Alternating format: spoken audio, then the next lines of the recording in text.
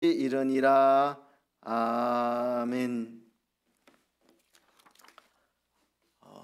주일에 당회에서 아크릴 철거하기로 결정을 하고 철거를 오늘 했습니다. 뭐 불편하지 않으시죠, 그죠? 예, 이거 설치할 때도 좀 고민이 있었습니다. 이 전문가들은 침이 보통 1m 정도 튄다 하고 최장 2m까지 튈 수 있다고 하니까 여기서 거리가 멀어서 침이 거기까지 튈 일이 없어서 괜찮을 것 같은데 이게 아크릴을 치는 게 의학적으로 효용이 있는지 없는지는 잘 모르겠고 있든지 없든지 사회적으로 덕을 끼치고 또 교인들을 안심시키기 위해서 필요하겠다 생각해서 설치했습니다. 그동안 이게 감염 예방에 실제로 도움이 되었는지 안 됐는지는 저도 모르고 지금은 철거하는 게 좋겠다 해서 철거를 했습니다. 이게 있어서 불편한 게 좀 사실은 많이 있었습니다. 음향도 소리가 확 달라져서 좀 불편한 것도 있었고 물건을 오고 가는 것도 이게 안 되고 헌금도 못 올려놓고 밑에 내려놓고 이랬는데 이제 좀 자유롭게 할 수 있고 또 뒤에 촬영할 때 아크릴에 빛이 반사돼 가지고 전도사님 좀 열을 먹고 그런 일들이 있었습니다. 이제 좀 그런 일들이 다 해결되어서 감사하게 생각을 합니다. 그리고 저는 자주 검사를 합니다. 조금이라도 몸이 평상시와 다르다 싶으면 바로 검사를 합니다. 하고 사람을 너무 많이 만나고 왔다 싶으면 또 검사를 하고 자주 코를 쑤십니다. 그러니까 그게 더 낫지 않을까 이렇게 생각을 합니다. 팔이 안으로 굽는다라는 속담이 있죠. 팔은 안으로 굽습니다. 공평하지 않은 것을 지적하는 말입니다. 자기에 대한 것과 남에 대한 것 사람들이 공평하지가 않습니다. 자기 가족에 대한 것과 남에 대한 것 공평하지가 않습니다. 가까운 사람하고 먼 사람, 내하고 친한 사람하고 안 친한 사람 공평하지 않은 경우가 많이 있습니다. 이걸 가리켜서 팔은 안으로 굽는다 그렇게 말합니다. 세상은 공평을 많이 잃어버리고 있습니다. 그래도 세상이 공평하지 않아도 공평해야 될 곳이 있다면 법정인데 법정조차도 공평이 실행되지 않는 경우가 왕왕 많이 있습니다. 그래서 생긴 말이 유전무죄, 무전유죄라는 말 아니겠습니까? 우리 사회에 공평이 제일 없는 데가 어디냐? 어딘 것 같습니까? 우리 사회에서 제일 공평이 사라진 곳이 어디라고 생각하십니까? 다 아시잖아요. 정치판이죠. 정치판. 우리 편이 한 건 다 옳고 상대편이 한 건 다 틀렸고 우리 사회에서 공평이라고는 눈꽃만큼도 찾아보기 힘든 곳이 정치판입니다. 네 편 내 편이 너무 확실한 그죠? 공평이란 찾아보기 어려운 곳입니다.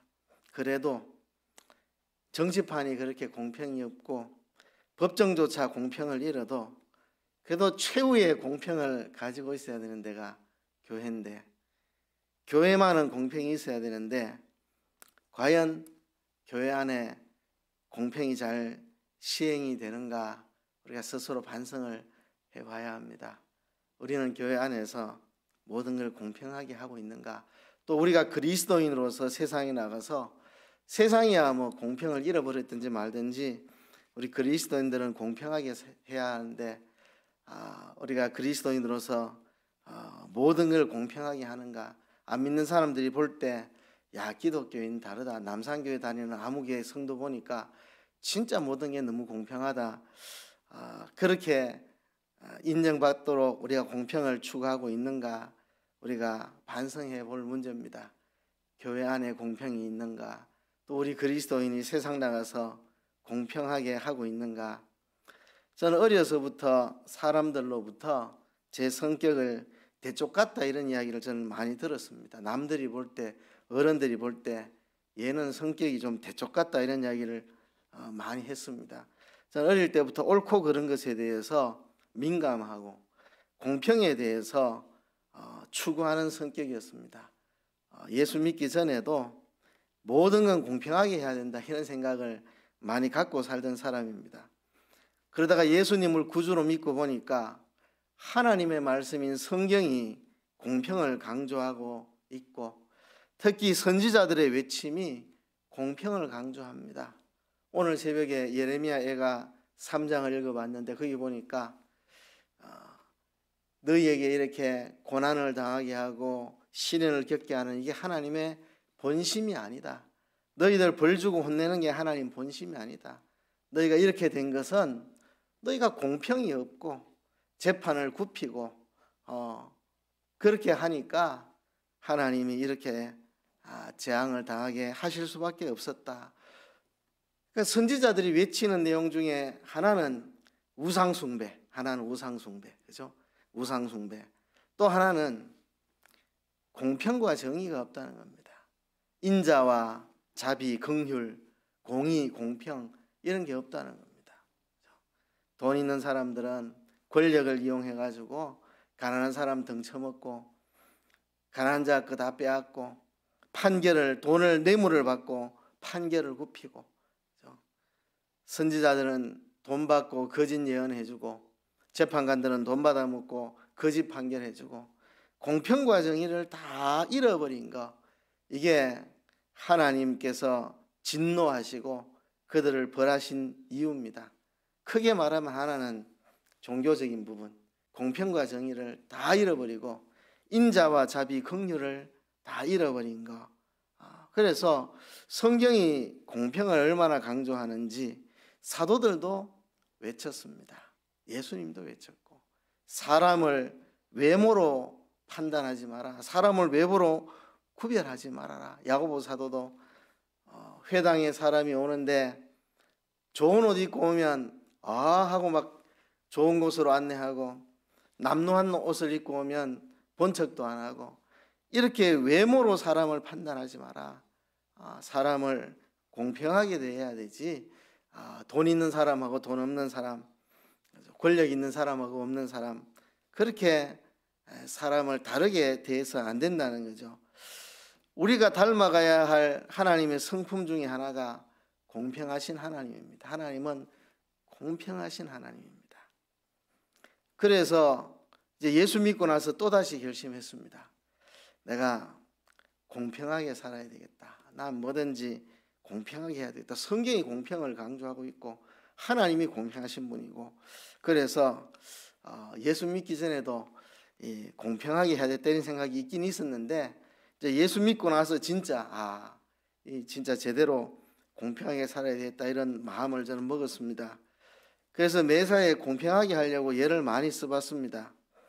얼마나 예를 많이 썼는지 저는 우리 아이와 남의 아이에 대해서도 공평하게 하려고 예를 많이 썼습니다. 사실 고민해 봐야 될 문제인데, 그죠? 내 아이하고 남의 아이하고 똑같이 대하는 게 공평인가, 이건 좀 생각해 볼 문제입니다. 그렇잖아요. 세상에 어머니들이 참 많은데 우리 어머니한테 하는 거하고 남의 어머니한테 하고 똑같이 하는 게 공평인가, 이건 좀 생각해 볼 문제잖아요. 그죠?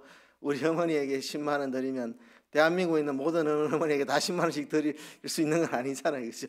그러니까 내게 속한 가족들에게 먼저 책임이 있으니까 똑같이 하는 게 공평이라 이래 볼 수는 없을 텐데, 그럼에도 제가 공평을 굉장히 마음속에 추구하다 보니까 우리 아이에게 하는 거나 남의 아이에게 하는 거나 공평하게 해야 되겠다 이래 하다 보니까 오히려 역차별이 돼가지고, 우리 아이 큰아이가 중학생 때 아빠한테 아빠는 왜 자식한테 돈을 안 씁니까? 그래서 제가 그 말 듣고 내가 회개를 많이 하고, 오히려 교회 아이들을 위해서는 돈을 많이 쓰는데 우리 아이들에게는 돈 쓴 게 없어요. 그랬고 참 그때 회개를 많이 하고, 그때부터 우리 아이들한테 뭐 사주기도 하고 뭐 이렇게 했었는데요. 이렇게 역작용이 생길 만큼, 역차별이 생길 만큼 공평하게 해보겠다고 예를 쓰면서 노력을 이렇게 했는데요. 그렇게 공평하게 하려고 애썼음에도 불구하고 때로는 공평하지 않다는 항의도 뭐 자주 받는 건 아니지만 이따금씩 한 번씩은 목사님 왜 그러세요? 공평치 않습니다. 이런 항의를 받을 때도 한 번씩 있었습니다. 항의를 받을 때 어떨 때는 배운 것도 많고, 왜냐하면 이거는 내가 공평하다고 생각했는데 저 성도 말 듣고 보니까 내가 조금 공평하지 못했다, 이래 내 자신을 고치고 내가 좋은 충언으로 듣고 내가 이거 회개하고 좀 더 공평하게 해야 되겠다, 이렇게 배운 것도 많이 있습니다. 또 나는 공평하다고 생각하는데 누군가 이게 공평하지 않다고 따져들면 문제시 될 만한 일들이 많이 있구나, 그거를 또 발견했습니다. 나는 공평한 줄 알았는데 공평하지 않았다, 내가 회개한다, 이런 부분도 있고, 어떤 거는 아무리 생각해도 공평에 문제는 없는데 공평하지 않다고 따져들면 시비 걸릴 만한 좀 문제가 있구나, 이런 부분도 좀 있었고요. 그래서 공평 안 한 건 아닌데 사람들의 오해를 사지 않기 위해서, 시비에 걸리지 않기 위해서 좀 더 철저히 해야 되겠다, 이렇게 깨달은 것도 있고, 또 어떤 거는 이건 택도 없는 소리다, 말도 안 되는 소리다, 이걸 보고 공평하지 않다고 말하는 건 진짜 이거는 악한 생각이다, 이렇게 판단되는 것들도 있고, 뭐 여러 가지가 있었습니다. 그렇게 이 공평을 추구하면서 살다 보니까 몇 가지 문제에 또 부딪히게 됩니다. 그 중에 하나가 뭐냐면, 도대체 무엇이 공평인가, 도대체 뭐가 공평인가, 이런 미궁에 빠져버렸습니다. 제 자신이 뭐가 공평인지 모르겠다. 그렇죠? 제가 설교할 때 한 번씩 이야기 드렸는데, 우리 아이들 핸드폰 사줄 때 큰아이 작은아이 똑같이 같은 해에 사주는 게 공평일까? 나이 차이가 3살 나니까 큰아이 사주고 3년 후에 같은 나이 되면 작은아이 사주는, 이게 공평일까? 여러분, 어느 게 공평인 것 같습니까?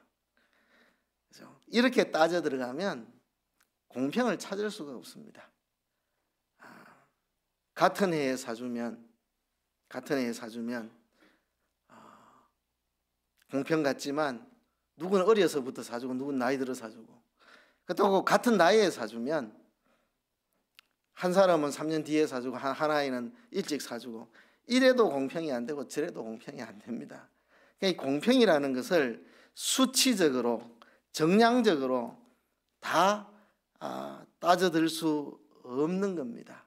우리 사회가 지금 봉착한 문제가 뭡니까? 복지에 있어 가지고 보편적 복지를 할 것인가, 선택적 복지를 할 것인가. 어떤 사람들은 보편적 복지가 공평이라고 주장하고, 어떤 사람은 선택적 복지가 공평이라고 주장하고, 도대체 뭐가 공평입니까? 답을 찾기가 어렵습니다. 이거를 산술적으로, 수치적으로, 정량적으로 이렇게 하는 게 공평이다, 이렇게 말할 수 없는 게 공평입니다. 그죠? 보편 복지를 한다고 공평인 것도 아닌 것 같고, 선택적인 복지를 한다고 공평인 것 같지도 않고, 그런 식으로 계산해 갖고 공평을 찾을 수가 없습니다. 그죠? 참 고민되는 문제죠. 이제 부모가 자식을 기를 때 아이를 차별 대우하는 거 조심해야 됩니다. 차별 대우하면 차별받은 자식에게 상처가 생깁니다. 분노가 생기고 성격적으로 비뚤어질 수 있고, 부모가 자식들 양육할 때 절대 차별하면 안 됩니다. 저도 우리 아이들 차별 안 하려고 진짜 부모로서 공평하게 하고 차별 안 하려고 애를 많이 썼는데, 그러다 보니까 공평이 뭐냐는 문제에 봉착을 하게 되는 겁니다. 설날에 용돈을 주는데 큰아이 3만 원을 주면 작은아이도 3만 원을 주는 게 공평인지, 나이 차이가 있으니까 큰아이 3만 원 주면 작은아이는 2만 원 주는 게 공평인지, 참, 그죠? 이 공평이라는 게 수치적으로, 산술적으로, 정량적으로 정할 수 있는 게 아니라는 거죠. 같은 금액을 주는 것도 공평이 아닌 것 같고, 나이가 차이가 있는데, 그렇다고 돈을 차별해가 주니까 또 그것도 공평인 것 같지가 않고, 공평이라는 것을 그렇게 정의내기가 어렵다는 것입니다. 또 하나, 공평을 추구하면서 경험하는 일들, 사람들이 공평을 외치는데 공평을 외치는 진짜 이유가 뭐냐? 그렇죠? 진짜 공평을 추구해가지고 공평을 외치는 사람들은 많이 없는 것 같아요. 자기중심, 이기심, 내 좋게 하려고 그렇게 악한 동기로 공평을 추구하는 경우가 많이 있습니다. 지금 우리 사회가 어려운 게 뭡니까? 뭐 하나 제도 만들고 법 만들면요 항상 머리 띠띠고 이거 하는 사람이 있습니다. 왜? 공평하지 않다, 공평하게 해라, 그죠? 어떤 제도를 만들어도 제도가 바뀌게 되면 바뀐 제도 때문에 덕을 보는 사람도 있고 손해보는 사람도 있습니다. 그렇잖아요. 실손보험이 1세대 보험이 이제 자꾸 문제점이 생겨서 2세대 보험으로 3세대 보험, 4세대 보험으로 바뀌었습니다. 그러면 1세대 보험을 유지하느냐 4세대로 바꾸느냐, 바꾸면 유리한 사람도 있고 불리한 사람도 있습니다. 병원에 많이 가는 사람은 1세대 보험 그대로 있는 게 유리합니다. 병원에 적게 가는 사람은 4세대로 갈아타면 유리합니다. 근데 뭐 병원에 많이 가게 될지 적게 가게 될지는 아무도 모릅니다. 내일 내가 무슨 병 생길지도 모르고, 그죠? 이 공평이라 하는 거, 어떤 제도든지 새롭게 제도를 바꾸면 이득을 보는 사람이 있고 손해보는 사람이 있습니다. 세금 제도를 바꿨다, 바꾼 제도 때문에 득 보는 사람, 손해 보는 사람, 그죠? 사회복지 제도를 바꿨다 그러면 득 보는 사람, 손해 보는 사람 양쪽이 생깁니다. 그러면 항상 내한테는 조금 불리해졌다 싶으면 공평하지 않다, 공평하지 않다 전부 머리 떼띠고 이러니까 참 정치하는 사람들도 아주 머리 아플 것 같다, 공직자들도 아주 이 공무원들도 머리 아플 것 같다, 그런 생각을 합니다. 그래서 사람들이 공평하게 하시오, 불공평합니다 소리 지르는 게 진짜 하나님의 공평을, 진짜 참된 공평을 추구해서 소리 지르는 경우도 있겠지만 이기심 때문에, 자기중심 때문에 뭐든지 내한테 유리하고 내 좋도록 하려고 하는데 뭔가 명분을 내세워야 되니까 명분을, 공평이라는 명분을 내거는, 그죠? 사실 불공평하다고 시비 걸면 다 걸 게 있습니다. 다 걸 게 있어요. 나는 아이들 핸드폰을 같은 애 똑같이 사주는 게 공평하게 생각해서 사줬는데 큰아이가 왜 동생은 내보다 나이가 3살 어린데 같이 사줍니까? 불공평합니다. 따지면 따질 수 있는 거죠. 그러면 큰아이를 이 나이에 사줬으면 작은 아이도 이 나이 될 때가 기다려 사주면 또 작은 아이가 형은 왜 3년 일찍 사주고 난 3년 뒤에 사주고 이렇게 또 불공평하다 외치고, 하여튼 이 불공평하다고 꼬투리 잡으려고 하면 사실 뭐 잡을 그 천지입니다. 세상에 어떤 제도를 만들고 어떤 법을 만들어도 불공평하다고 뭔가 시비 걸려면 걸만한 거는 다 존재합니다. 그렇죠? 그러니까 사람들이 공평을 외치는데 공평을 추구해서 공평을 외치는 게 아니고 자기 중심, 내 좋게 하려고, 그죠? 상대방이 잘 되는 건 싫고 내 잘 되는 거 좋고, 그죠? 뭔가 내가 남들보다 특권을 누리고 싶고 그런 것 때문에 자꾸 공평이요 공평이요 외치는 게 훨씬 더 많은 게 아닌가 생각합니다. 평소에 보면 전혀 공평을 추구하는 사람이 아닌데, 전혀 공평한 사람이 아닌데, 그죠? 남을 향해서는 네, 공평하게 하라, 공평하게 하라는데 사실은 자기 중심의 악이 원인이 돼서 공평을 외치는 경우가 많이 있습니다. 그래서 저는 예수 믿기 전에 참 공평을 좋아했고 공평을 추구했던 사람이고, 예수 믿고 나서 진짜 내가 공평하게 해야 되겠다고 생각을 했는데 한때 아주 공평이라는 말 듣기도 싫어진 적이 있습니다. 공평이라는 말 노이로제 그릴 만큼 듣기 싫어진 적도 있습니다. 공평을 그렇게 좋아했던 내가, 공평을 그렇게 추구했던 내가 도대체 뭐가 공평인지 모르겠다, 미궁에 빠져버리고 공평하게 합시다는 말이 싫어지기까지 했던 적도 있습니다. 그래서 알게 모르게 저한테 직업병이 생겼습니다. 직업병이 뭐냐 하면 저한테 이런 직업병입니다. 주일날 주보에 광고를 실잖아요. 제가 되게 신경 써가지고 광고를 싣습니다. 공평하지 않게 광고를 실을까봐. 그래서 누군가 목사님이 광고 실는 게 공평하지 않다 이럴까봐. 그죠? 전에 누가 돌아가셨을 때는 주보에 광고가 실렸는데 누가 돌아가셨을 때는 주보에 광고를 왜 안 실었지? 이럴까 봐. 그래서 실으려면 다 실어야 되고, 누가 돌아가셨다 그 실으려면 다 실어야 되고, 안 실으면 다 안 실어야 되는데, 혹 어떨 때는 실고 어떨 때는 안 실을 때가 있을까 봐. 그죠? 그런 실수를 할까 봐. 그죠? 뭐 사람 돌아가신 거는 중대한 문제니까 뭐 다 제가 실었겠죠. 안 실었을 때가 없지 싶은데, 예를 들어 뭐 어떤 일이 있을 때 제가 기억에 한계가 있잖아요. 제가 기억에 한계. 과거 한 3년 전에 이거하고 비슷한 사건이 있었는데 그거를 주보 광고에 실어줬나 안 실어줬나 기억이 잘 안 난단 말이죠.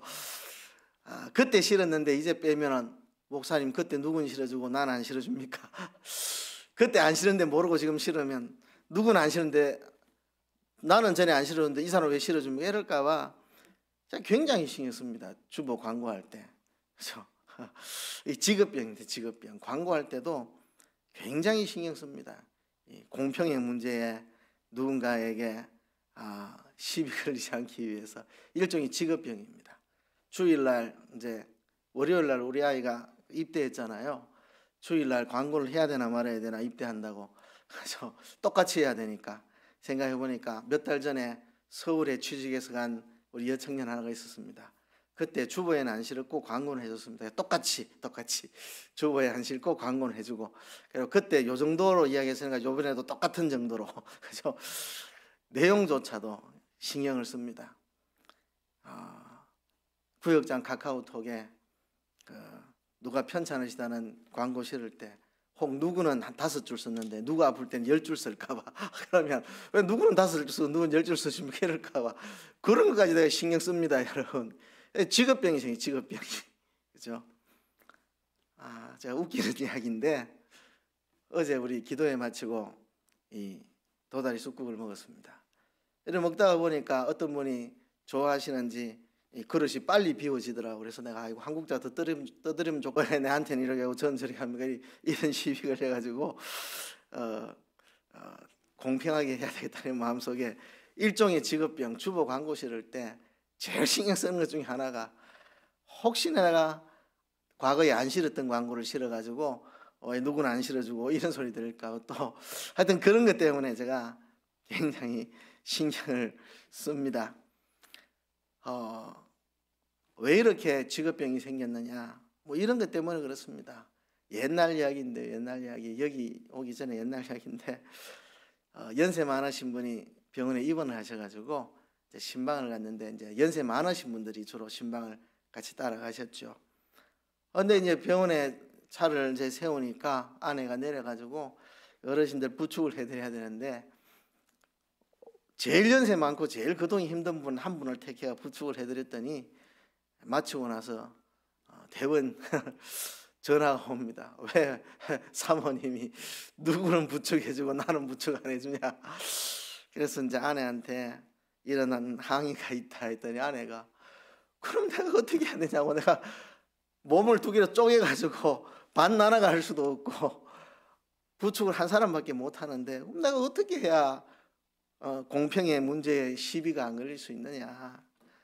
나보고 어떻게 하라고. 자, 그런 일들이 한 번씩 생기다 보니까 제가 직업병이 생겼습니다. 주보 글자 하나에도 신경을 써야 되는. 그래서 어떨 때는 꼭 이렇게 해야 되나, 참 그런 생각도 듭니다. 오랜 세월 공평이 무엇인가를 고민하면서 제가 해답을 여기서 찾았습니다. 오랜 세월 무엇이 공평인가 그렇게 고민하다가 제가 답을 사무엘상 30장 21절부터 25절 이 말씀에서 저는 답을 찾고 평안을 누리게 되었습니다. 제가 오늘 이 설교하는 이유는 다른 게 아닙니다. 주일 오전에 29장 설교했고 오후에 30장 앞부분을 설교했는데 뒷부분 그냥 넘어가기가 아쉽고 중요한 부분이라 이어서 설교하는 겁니다. 또 여러분들 중에 이래 오해하시면 안 됩니다. 우리 중에 누가 공평치 않아 가지고 목사님 이 설교하시나, 우리 중에 누가 공평치 않다고 시비를 걸어갖고 이런 설교하나, 이렇게 생각하시면 안 됩니다. 제가 그런 뜻으로 설교하는 게 아니고 주일 오전 오후 이어서 이 본문 그냥 두고 지나가려니까 아쉬워서 이어서 그냥 설교하는 겁니다. 제가 어제 기도회 마치고 쑥국 먹을 때 그래 한 것은 우리 교인들 중에 그런 걸로 시비 걸 만한 분이 있어서 그래 한 게 아니고 우리 교인들 중에 뭐 그런 걸로 시비 걸 사람은 없다고 생각합니다. 그런데 제가 이 직업병이 생겨서 그런 거라고 제가 이야기하는 직업병이 우리 교인들 중에 뭐 국 먹는데 누구 떠들었다고 뭐 그런 거 가지고 공평하지 않다 그럴 분 없다는 건 제가 알아요. 하는데 목회 28년째 하면서 생긴 직업병입니다. 한 번씩 얼토당토하는 이야기를 들을 때가 있어가지고 내가 조심해야 되겠다. 사람들 실족하거나 걸려 넘어지면 안 되겠다. 내가 그래서 조심하다 보니까 직업병이 생겼다는 이야기고, 오늘 이 설교하는 거는 우리 교인 중에 누가 이거 들어야 될 분이 있어갖고, 저는 늘 말하지만 누구를 공격하는 설교 저는 하지 않습니다. 누구를 공격하는 설교 저는 절대 하지 않는 사람입니다. 누가 이걸 들어야 되겠다 싶어서 하는 설교가 아니고 사무엘상 29장 30장 앞부분 이어서 이 30장 뒷부분을 설교합니다. 제가 이 부분을 평생의 가슴에 새기고 사는 본문이라서 제가 과거에도 우리 교회에서 이 설교 한번 한 적이 있습니다. 기억이 납니다. 또 하는 것은 제가 공평의 문제를 가지고 얼마나 살면서 목회하면서 많은 고민을 했고 그 고민 끝에 찾아낸 답이 이겁니다. 그래서 이 말씀을 한번 여러분들하고 다시 나눌까 생각을 합니다. 우리 주일 오후에 봤던 말씀 기억하시죠? 다윗이 블레셋으로 도망가고부터 하나님께 묻거나 의논하거나 하는 그런 모습이 보이지 않았고 뭔가 영적으로 침체된 상황 같았고 그 상황에서 이제 다윗이 전쟁에 나가야 되나 말아야 되나, 이스라엘과 블레셋의 전쟁이 벌어졌는데 어떻게 해야 되나, 이 난감한 상황에 하나님의 은혜로 그 위기를 극복하고 이제 집으로 돌아오는데 시글락이라고 하는 다윗의 그 부하들이 사는 그 성읍이 불타고 있는 겁니다. 성읍이 불타고 있는 것입니다. 그래서 다윗과 600명의 용사가 울기력이 없도록 울었습니다. 성읍이 다 불탔고 재산 다 빼앗아갔고 아내와 자식들 다 사로잡혀간 이 상황, 정말 울기력이 없도록 울었는데, 울고 나서 이 부하 장수들이 하나씩 돌을 들고 다윗을 쳐 죽이려고 할 때 다윗이 여호와 하나님을 힘입고 용기를 얻어 일어서서 600명의 용사를 데리고 빼앗겼던 것을 되찾으러 갑니다. 하나님께 물어보죠. 그동안 하나님께 묻지 않고 살았는데 드디어 대제사장을 불러가지고 에봇을 가지고 하나님의 뜻을 물어보고 따라가면 찾을 수 있고 모든 걸 되찾아올 수 있다고 하나님 응답을 주셔서 이제 추격을 합니다. 그래서 이 아말렉 족속들 치고 빼앗겼던 사람들 다 데리고 빼앗겼던 물건들 다 가지고, 또 이 아말렉이 여러 곳을 약탈했기 때문에 뭐 다윗의 일행이 빼앗긴 것 외에도 많은 이 전리품들이 있었는데 그걸 다 가지고 이제 돌아옵니다. 그런데 이 다윗의 600명의 용사가 아말렉 족속을 추격하러 갈 때에 200명이 버솔 시내가에서 지쳐가지고 그 시내를 건너지 못하고 머물렀습니다. 다윗은 지쳐있는 200명을 버솔 시내가에 머물러 두고 400명만 데리고 갔습니다. 가서 이제 싸워 이기고 다 되찾아갖고 돌아오는데, 이렇게 돌아올 때 함께하지 못했던 이 200인이 다윗의 이 400명의 용사가 승리하고 전리품을 가지고 오는 걸 보고 영접을 하였습니다.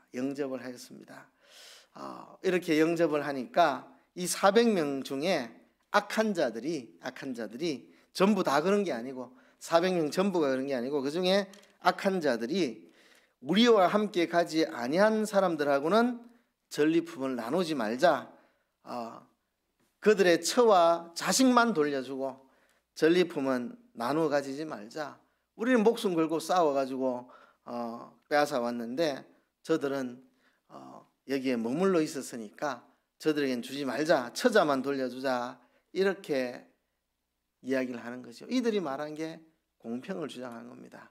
공평이요, 이거 공평하지 않습니다. 이거 전리품 똑같이 나눠 가지는 거 공평하지 않습니다. 우리는 목숨 걸고 싸웠고 저 사람들은 여기 있었는데 나눠 가지면 이게 어떻게 공평입니까? 그때 다윗이 나의 형제들아, 여호와께서 우리를 보호하시고 우리를 치러 온 그 군대를 우리 손에 붙이셨은즉 그가 우리에게 주신 것을 너희가 이같이 못하리라. 다윗의 공평은 이것입니다. 하나님께서 우리를 보호해 주셨다. 하나님 우리를 보호해 주셨다. 또 하나님께서 그 많은 군대를 우리 손에 붙여 주셨다. 그래서 우리가 얻은 이 모든 것들, 이것은 그가 우리에게 주신 것이다. 그래서 이것을 너희가 이같이 못하리라. 그렇죠? 그러니까 이 악한 자들, 이 비류들, 이 사람들의 생각은 우리는 목숨 걸고 싸웠고 저 사람들은 머물러 있었고, 근데 왜 똑같이 분배를 해야 되느냐? 불공평하다. 이게 그 사람들 생각이고, 다윗의 생각은 하나님이 이 전쟁에서 우리를 보호해 주셨다. 하나님이 그 군대를 우리 손에 붙여주셨다. 이 많은 전리품들, 엄청나게 많은 전리품이죠. 여러 곳을 침략해가 다 빼앗아 온 것을 다윗의 사병용사가 다 빼앗아 왔으니까 어마어마한 전리품, 그가 우리에게 주신 이 전리품들 하나님이 우리에게 주신 것이다. 하나님이 우리에게 주신 것이다. 그러므로 너희가 이같이 못하리라. 이게 내 잘나서 내 노력으로 내 힘으로 얻은 것 같으면 그래 말할 수 있을지 모르겠지만, 하나님이 우리를 전쟁에서 지켜주셨고 우리가 안 죽고 다 돌아온 거는 하나님이 보호해 주셔서 안 죽고 돌아온 거고, 우리가 적을 쳐서 이길 수 있었던 건 하나님이 그 군대를 우리 손에 붙여주셔서 이길 수 있었고, 이 많은 전리품을 가지고 올 수 있었던 것은 하나님이 우리에게 그 전리품을 주신 것이다. 이건 하나님의 은혜다. 하나님의 은혜로 얻은 것이다. 우리가 안 죽고 살아온 거 하나님의 은혜고, 전쟁에 이긴 거 하나님의 은혜고, 이 막대한 전리품 가져온 거 하나님의 은혜다. 하나님이 은혜로 주신 것을 너희들이 이같이 못하리라. 이것이 진짜 공평이라는 겁니다. 전쟁에 나가서 목숨 걸고 싸웠던 사람들이 그 전리품을 갖고 와서 이거는 우리가 싸웠으니까 우리만 취하겠다라고 말해도 누가 시비 못 걸겠지만, 이건 하나님의 은혜이기 때문에 이게 전쟁에 참여하지 않고 짐을 지키고 있던, 소유를 지키고 있던 이 사람들에게도 똑같이 나누어주는, 이것이야말로 진정한 공평이다. 이게 하나님의 사람들의 공평입니다. 우리는 주님의 말씀을 잊지 않아야 됩니다. 거저 받았으니 거저 주어라.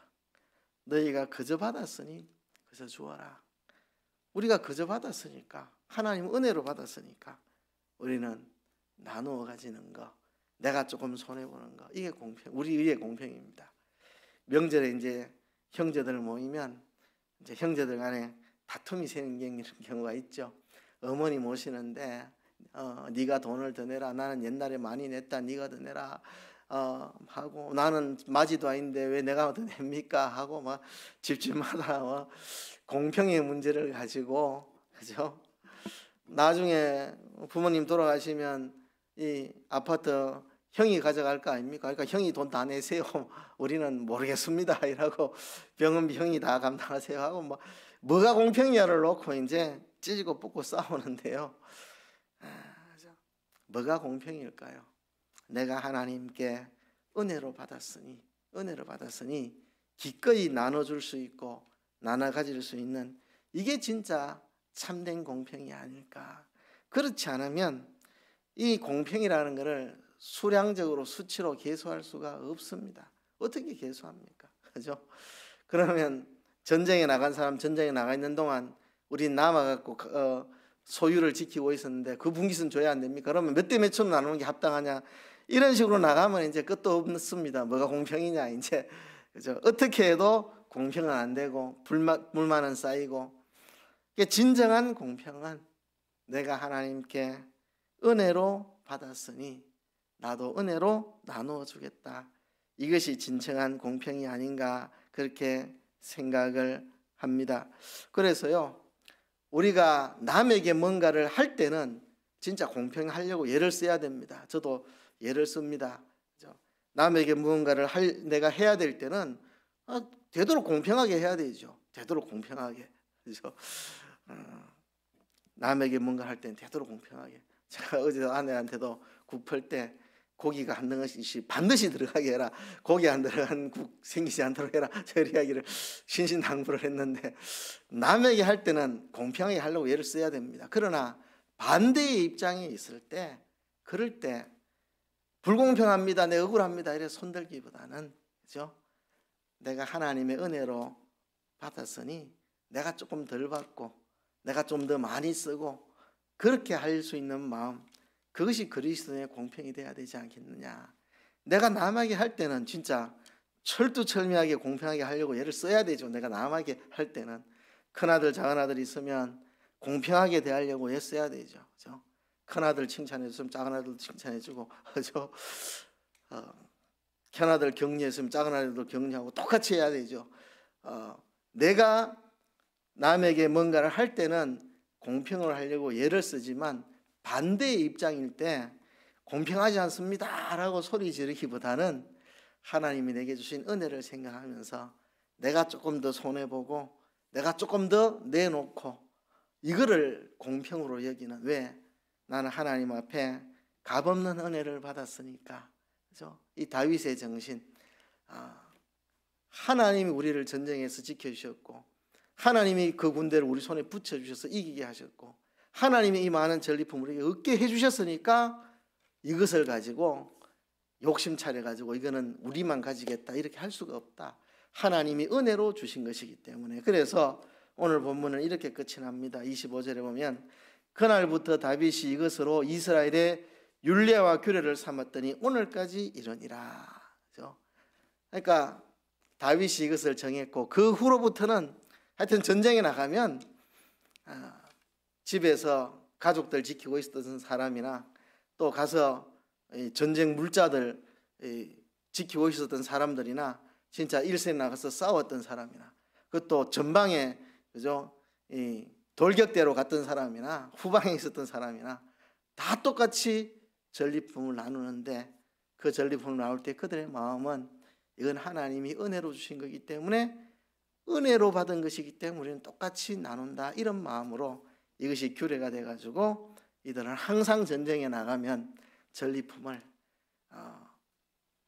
똑같이 나누었다는 거죠. 이것을 그들이 공평으로 생각했던 거죠. 이거 시비 걸리면 참 어렵습니다. 전쟁 나간 사람들하고 지키고 있었던 사람하고 똑같이 할 수 없이 이러면 또 이제 더 나가겠죠. 그러면 적군을 10명 죽인 사람하고 1명 죽인 사람하고 똑같이 전리품을 차지할 수 있나? 이래 시비가 걸면, 그럼 나는 전쟁에서 손가락 하나 잘렸는데 내 같은 사람하고 하나도 안 다친 사람하고 똑같이 대화할 수 있나? 이래 나가면 이제 끝도 없는 공평의 싸움인데, 공평을 위한 싸움이 아니라 악한 마음, 자기중심적인 이기심의 싸움으로 싸우면서 공평이라는 것을 명분으로 내세우는 참 말도 안 되는 일들이 벌어지는 거죠. 그래서 우리는 남에게 할 때는 공평하려고 힘쓰지만 반대의 입장일 때는 하나님의 은혜로 생각하고 내가 조금 손해보고 내가 더 많이 베풀고 이것을 공평이라고 여길 수 있는 우리가 되어야 하지 않을까 생각을 합니다. 그래서 한 가지 이야기만 하고 말씀을 맺으려고 합니다. 여러분, 수치적인 산술적인 공평을 주장하고 싶다면, 공평하지 않다고 따지고 싶다면 이것부터 하나님 앞에 따져야 됩니다. 왜 누구는 선택받아 예수님 십자가의 대속으로 예수 믿어 천국 가고 누구는 선택받지 못해 지옥 갑니까? 불공평합니다. 공평하게 합시다. 전 세계 사람들 다 모아놓고 제비 뽑아가지고 천국 뽑히는 사람 천국 가고 지옥 뽑히는 사람 지옥 가고 그래 다시 합시다. 지금 우리 예수 믿고 구원받은 거 이거 다 취소하고 하나님의 선택을 받아가지고 예수님을 믿고 거듭나서 구원받은 거 이거 다 취소합시다. 이거 불공평하잖아요. 누구는 선택 못 받아가 지옥 가고 불공평하잖아요. 이거 나는 예수 믿어 성령께서 나를 거듭나게 해주셔서 선택받고 성령으로 거듭나서 예수 믿어 구원 얻은 거 내 공로 하나도 없는데 누구는 선택받아 구원 얻고 누구는 선택 못 받아 구원 못 받고 불공평하잖아요.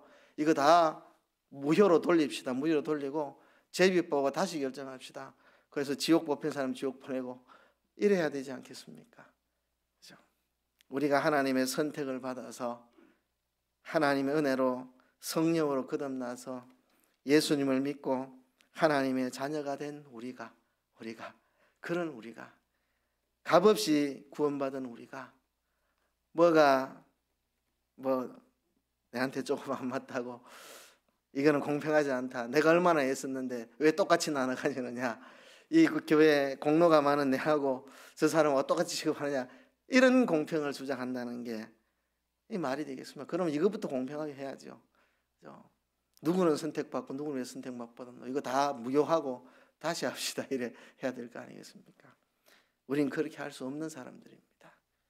우리는 하나님의 선택을 받은 사람이고 우리는 성령으로 거듭나서 예수님 십자가 대속으로 구원받은 하나님의 사람들입니다. 무엇이 공평인가를 우리가 잘 알고 이 다윗의 중심을 우리 중심에 흘렀으면 좋겠습니다. 이 다윗의 공평에 대한 생각이 우리 가슴 속에 그대로 흘렀으면 좋겠습니다. 물론 제 말을 오해하시면 안 됩니다. 앞으로 목사님이 뭐 하면 불공평하다는 말 절대 하지 말라는 이야기가 그런 뜻은 아닙니다. 여러분들이 생각할 때 이거는 여기에 나오는 악한 자 비류들처럼 공평을 빙자한 자기중심 이런 게 아니라 진짜 공평을 추구하는 과정에서 제가 공평치 못하게 하는 게 있으면 이야기하세요. 괜찮습니다. 이야기하는 게 좋습니다. 그래서 진짜 공평을 추구하는데 목사님 뭔가 좀 잘못하고 있다 이런 거 보이면 저한테 말씀하시죠. 괜찮습니다. 제가 그런 거를 금지하는 그런 뜻으로 하는 이야기는 전혀 아닙니다. 제가 부족해서 또 실수로 공평을 잃으면 여러분들이 저한테 충고를 해주셔야 되죠. 그죠? 목사님 이건 공평을 벗어났습니다. 그런 걸 이야기해 주는 게 맞습니다. 그런 걸 못하게 막겠다는 이야기가 아니고요. 우리가 하나님께 받은 이 은혜, 선택의 은혜를 받고 대속의 은혜를 받고 거듭남의 은혜를 받은 천국의 시민이 된 우리가 그에 걸맞는 공평을 우리 가지자는 거죠. 그가 우리에게 주신 것을 너희가 이같이 못하리라. 하나님께 은혜로 받았으니 그것을 우리는 가지고 공평을 정할 수 있는 우리들이 되어야 할 것입니다.